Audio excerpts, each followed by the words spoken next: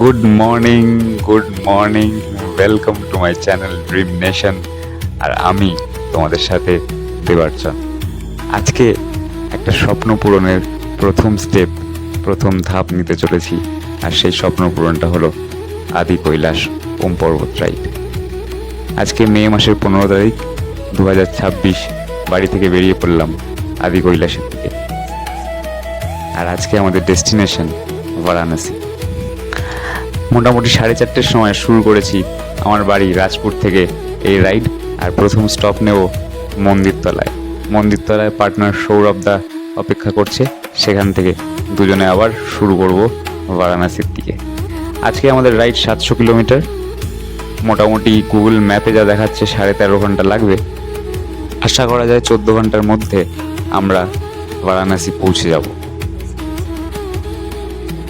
2025-এর November মাসে আমরা বেরিয়েছিলাম আদি কৈলাসের জন্য গত বছর, কিন্তু প্রচণ্ড বৃষ্টির ফলে আমাদেরকে ফেরত আসতে হয়েছিল ধারচুলা থেকে। ধারচুলায় আমরা পারমিট পাইনি আগে যাওয়ার জন্য, তাই 3 দিন ওখানে আটকে গেছিলাম। কিন্তু চতুর্থ দিন আমাদের ফেরত আসতে হয়েছিল। ফেরার পথে খুবই মন খারাপ হয়েছিল এবং এটাই তখন প্রতিজ্ঞা করেছিলাম যে আবার আসবো তোমার কাছে, আবার চেষ্টা করব।